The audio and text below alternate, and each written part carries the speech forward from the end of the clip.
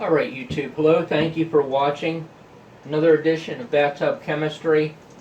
This is going to be the last edition with a sock slit extractor because I don't want to become redundant here, but I just want to make a couple statements here about this process and save some people some time just in case there's a beginner out there like myself that wants to do this, just to let them know what he's in for. So first of all, you might be wondering, why am I even interested in this experiment?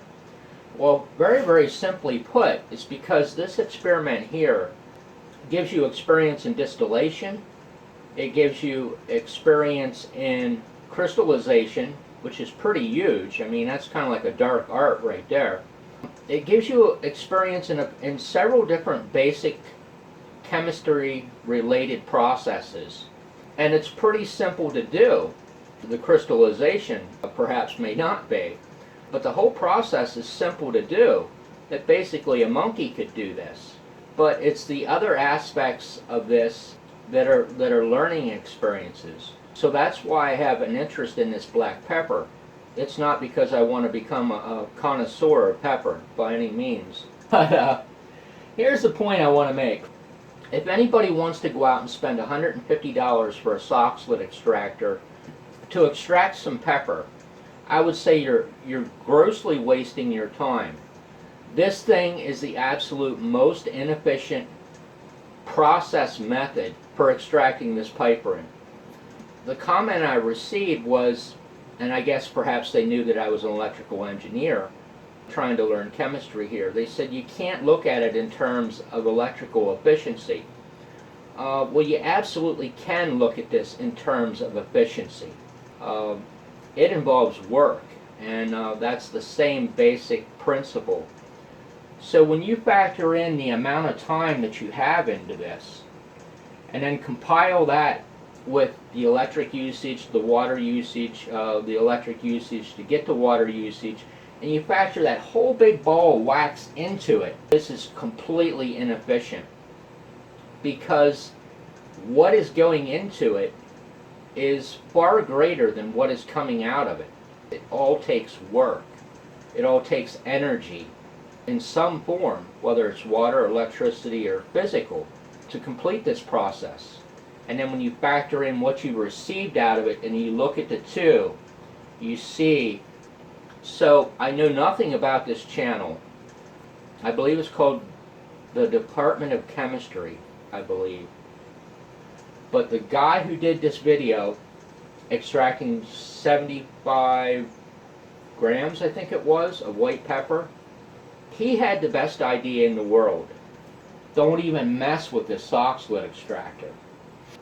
Throw it all into a 1-liter flask, reflux it for a couple hours, and it's a done deal. So going back to a couple things here, like I said, I don't plan on becoming a connoisseur of pepper, but I don't give a lot of information in my videos because, number one, I don't know, and sometimes I fly by the seat of my pants, so I do apologize for that.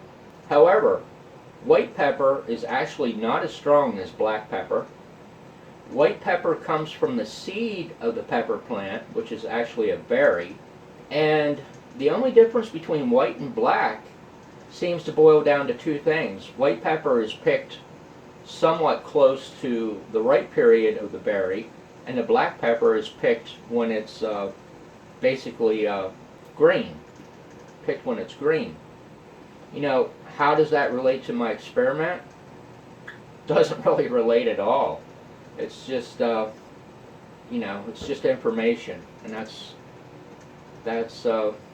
what you got to try to do is pull in information from everywhere that you can about things, even if it seems pretty stinking useless. This is something that is very interesting about extracting, we'll just call it black pepper oil, or pepper oil. It's actually used in some kind of essential oils, that's what I was trying to think of. But here's what's interesting. Whether this is true, I don't know. I saw somewhere something that said pepper contains, or cyto, probably pepper contains cytochemicals, if I'm pronouncing that right. But it says it includes amides, piperidines or piperidines, pyrrolidines, and trace amounts of safrole. So those are, well, let me see, the piperidines and the pyrrolidines, the safrole oil, I'm really scratching my head over that one.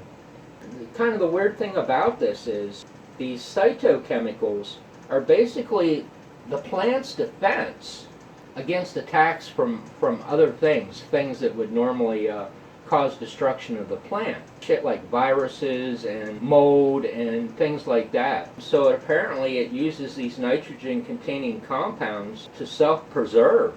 Yeah, that's an oddball there. Now I did do something completely different here.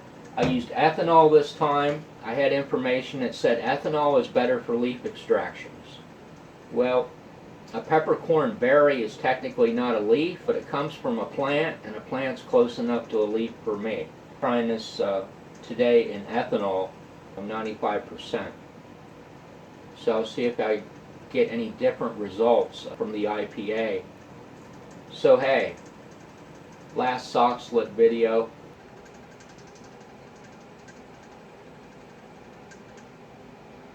So I would definitely say that using this white pepper is far superior to black pepper in the aspect that if you look at the mix is kind of orange. On black pepper it's basically black. So I think there's a lot of stuff coming out in the extraction of black pepper that's not coming out in the extraction of white pepper, which seems to be a very good thing.